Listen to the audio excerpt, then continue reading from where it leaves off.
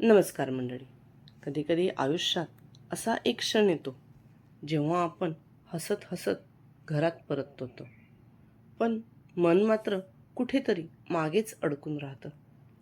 अमोलीच्या आयुष्यात सुद्धा आज असाच एक क्षण आला आहे. माहेरातून सासरी परतताना तिच्या चेहऱ्यावर हसू आहे, पण मनात मात्र एक विचित्र रिकामेपणा. एकीकडे नवऱ्याची ओढ, तर दुसरीकडे सासरचं वाढत चाललेलं दडपण.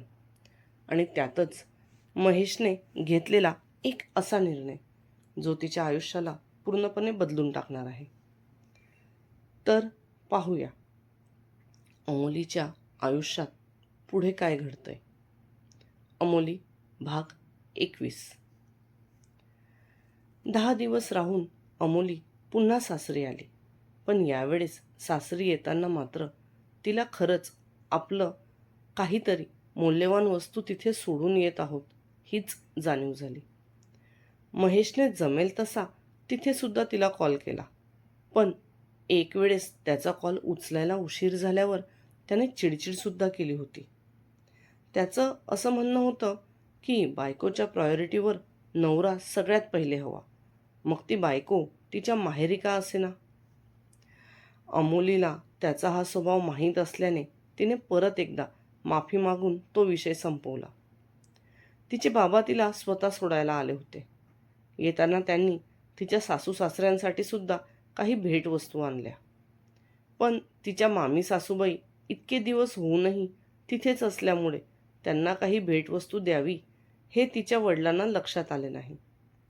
आणि त्यावरूनच तिच्या सासूने आणि तिच्या मामी सासूने तिचे वडील गेल्यानंतर घरात थोडं महाभारत केलं. जेवण तयार झालं असेल तर पानं वाढायला घे. अमोली किचनमध्ये एकटीच स्वयंपाक करत होती. तसंही सुना असतातच किचनमध्ये राबण्यासाठी या मताची काही तिची सासू होती. तिच्या मामे सासूने तर फॉर्मॅलिटी म्हणून सुद्धा काही मदत करू का असं विचारलं नव्हतं. अमोलीने सर्व जेवणाचं साहित्य बाहेर काढलं आणि शिर्केंच्या पद्धतीप्रमाणे पानं वाढायला घेतली. मला येऊन बरेच दिवस झाले. तुमचे भाऊ पण घरी वाट बघत असतील, तर मी 2-4 दिवसात निघायचा विचार करत होती. जेवण झाल्यावर तिचे सासरे हात धुवून निघून गेले. त्यानंतर महेशच्या मामीने अमोलीच्या सासूजवळ हळूच विषय काढला. हे काय वहिनी, इतक्या लवकर जायची गोष्ट करतायत? चिंगीला तर अजून शेतात पण नेलं नाही यांनी. ते काही नाही, मी तुम्हाला काही जाऊ देणार नाही. लग्नानंतर केवढ्या दिवसांनी आल्या तुम्ही, आणि त्यात सुद्धा लगेच जायच्या गोष्टी करत आहेत.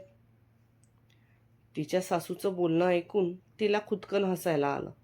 तसं दोघीही रागारागात तिच्याकडे डोळे वटारून बघू लागल्या. मी ते मामींसाठी किचनमधून पाणी घेऊन येते. तिचं हसू काही थांबत नव्हतं, म्हणून ती पाण्याचं कारण सांगून तिथून उठून किचनमध्ये चालली गेली. तुमची ही सून आहे ना, मला तर तिचे लक्षण काही ठीक दिसत नाही. ही नक्कीच या घराचे 2 तुकडे करेल आणि तुम्हाला सगळ्या नातेवाईकांपासून तोडेल. महेशच्या मामीने कान भरायचं सुरू केलं होतं. तेवढ्यात अमोलीचे सासरे महेशचा आलेला फोन हातात घेऊन तिथे आले. थोडा वेळ महेशसोबत अमोली सोडून सगळ्यांचं बोलणं झालं. फोनवर सुरू असलेली रडारडीवरून आज त्याने सियाचीनची बातमी घरात सांगितली असेल हे अमोलीला किचनमधून लक्षात आलं. त्याच्या आईवडिलांनी आणि मामीने त्याला समजवण्याचा फार प्रयत्न केला.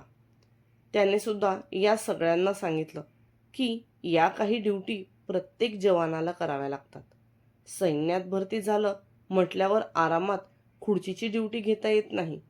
वेळप्रसंगी युद्धाला तोंड द्यावं लागतं आणि मरण आलं तर खुशीने ते पत्करावं लागतं. फोन स्पीकरवर असल्याने त्याचं सगळं बोलणं तिला ऐकायला येत होतं. त्याचं बोलणं ऐकून तिला खरंच एका सैनिकाची बायको असल्याचा अभिमान वाटला. फोन ठेवल्यानंतर सुद्धा त्याच्या आईने आणि मामीने घरात रडून रडून गोंधळ घातला. आजूबाजूच्या 4 बायकाही त्यांचा आवाज ऐकून तिथे जमा झाल्या होत्या. वरतून ड्युटी आली असती तर समजलं असतं, पण काय माहीत काय सुचलं त्याला की त्याने त्याचा जीवच दावणीवर लावला. त्याची आई रडत रडत जमा झालेल्या बायकांना सांगू लागली, अहो, नवीन लग्न झालं म्हटल्यावर लोकांना तर घराची ओढ असते, पण इथे तर त्याच्या मामीने तोंडाला पदर लावून भोकांड पसरलं. बस करा तुम्ही दोघी, तो ड्युटीवर जातो आहे, मरायला नाही जात आहे. अशा वेळेस आपण आपल्या मुलाची हिंमत बनलं पाहिजे. तुम्हाला माहीत तरी आहे का, या अशा अवघड जागांवरती प्रत्येकालाच ड्युटी करावी लागते. इतकंच तुम्हाला वाटत होतं तर तुम्ही त्याला सैन्यात जाण्याच्या आधी थांबवायला हवं होतं. तेव्हा तर मी नाही म्हणत असताना त्याच्या पाठीशी उभ्या राहिल्या. किती वेळ झाले.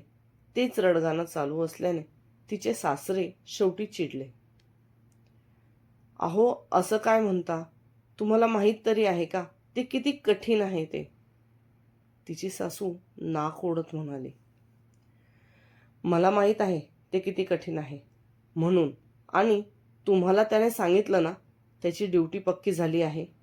2 दिवसात तर तो चढायला सुद्धा घेईल. आणि हे का विसरता आहात की तो ही ड्युटी संपल्यावर लगेच घरी येईल. त्याला घराची ओढ आहे म्हणून तर त्याने ही ड्युटी लावून घेतली असेल ना. तिचे सासरे रागारागात त्या दोघींना म्हणाले आणि त्यांनी आलेल्या सर्व बायकांना हात जोडून नमस्कार करत त्यांच्या घरीही जायला सांगितलं. सगळा आवाज शांत झालेला बघून अमोली किचनमधून बाहेर आली. तर तिच्याकडे बघत तिची सासू तावातावात तिच्याजवळ येऊन रागात तिला म्हणाली, खरं सांग, हे सगळं तुझ्यामुळे झालं ना. तिला तर काही समजलंच नाही. तिला काय विचारता आहात, तिच्या चेहऱ्यावरून स्पष्ट समजतं आहे की तिला ही गोष्ट पहिलेच माहीत होती. मामी सुद्धा तिथे येऊन तिच्या सासूच्या बाजूला उभी राहिली. तुला ही गोष्ट माहीत होती की हे सगळं करायला तूच सांगितलं. तिची सासू लगेच तिच्यावर अजून एक आरोप लावला, पण तिला तर हेच कळत नव्हतं की त्या तिच्यावर आरोप का लावता आहेत. कारण जेव्हा त्याने पहिल्यांदा तिला ही गोष्ट सांगितली तेव्हा तिने सुद्धा या गोष्टीला विरोधच केला होता. पण त्यालाच लवकर सुट्टी हवी होती आणि पुढच्या 2 वर्षासाठी तिलाही सोबत घेऊन जायचं होतं. म्हणून त्याने ही सगळी उठाठेव केली. तुम्ही दोघीही डोकं फिरल्यासारखं काही काय बडबडता आहात. तिचे सासरे पुन्हा त्या दोघींवर चिडले. तुम्ही गप्प बसा. तुम्हाला माहीत नाही ही किती आतल्या गाठीची आहे ते. मी हिचे नखरे आल्या दिवसापासून बघते आहे. जेव्हा तो इथे होता तेव्हा हिने मुद्दाम त्याला स्वतःपासून दूर ठेवलं आणि आता मात्र हा असा खेळ खेळते आहे. तिची सासू सुद्धा तिच्या सासऱ्यावर चिडली. अमोली तर हाच विचार करत होती की तिने कसं महेशला तिच्यापासून दूर ठेवलं, कारण कोऱ्या जोडप्याचा नवस तर तिच्या सासूनेच मानला होता. शेवटी तिच्या सासऱ्यांनी पुन्हा एकदा पुढाकार घेत त्या दोघींना शांत बसायला भाग पाडलं. पण त्यांच्या मनात अमोलीबद्दल खुमखुमी होतीच, जी त्या लवकरच काढणार होत्या. कधीकधी एखाद्या व्यक्तीचा अभिमान वाटत असताना त्याच व्यक्तीमुळे मनात भीतीसुद्धा निर्माण होते. अमोलीला महेश फक्त तिचा नवरा नाही, तर देशासाठी उभा असलेला एक सैनिक आहे. आणि म्हणूनच तिचं प्रेम आणि तिची भीती दोन्हीही तितकीच खरी आहेत. पण घरात सुरू असलेले हे आरोप प्रत्यारोपचं वादळ अमोलीच्या आयुष्याला कुठे घेऊन जाणार. ती खरंच या सगळ्याचा सामना करू शकेल का, हे जाणून घेण्यासाठी पुढचा भाग नक्की पहा.